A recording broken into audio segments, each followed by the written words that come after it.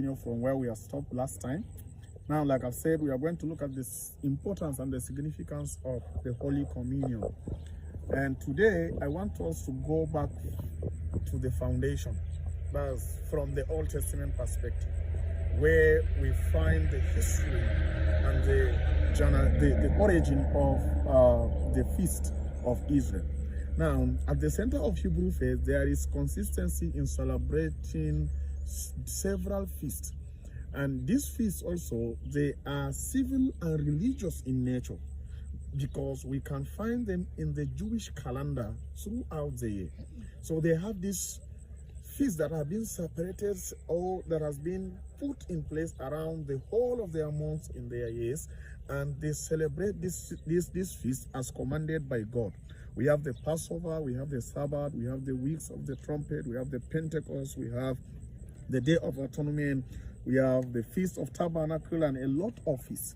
Now, at the center of this feast, they are eaten physically, but it has also spiritual significance. Their spiritual significance is that God is gathering all humanity under his rule.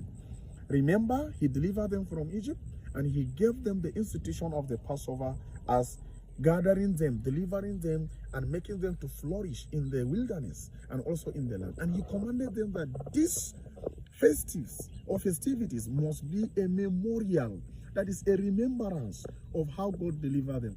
And now it's a bond of fresh fellowship where people from every background of life in Israel, now mark my word, every background of life in Israel, it means that the widows, the orphans, the marginalized, the sinners in Israel, yes, sinners, and the lepers, the blind, come together to celebrate the faithfulness of God.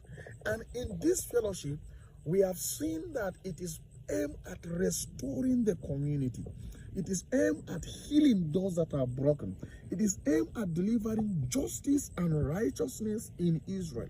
It is aimed at bringing out the values of God and extending to those that are marginalized. So imagine in Israel, for the whole year, almost every after two months, they celebrate feasts and invite widows and orphans. And it means that throughout the year, widows and orphans and other marginalized people, the foreigner, a refugee or someone that is destitute, sick people, have a place or have something that they can live on, because God set an economy, or God set a government in Israel that will be remembering this set of people. So now, but the problem started with Israel when they landed in their land, in the Canaan land. Now, Israel starts thinking, or let me say that their religious leaders become so religious and individualistic, and therefore they refuse to understand the purpose of this feast. So they abuse it. And that is the reason why Christ came. Christ was telling them that no, these feasts are being celebrated for the main purpose of remembering the weak in your meetings.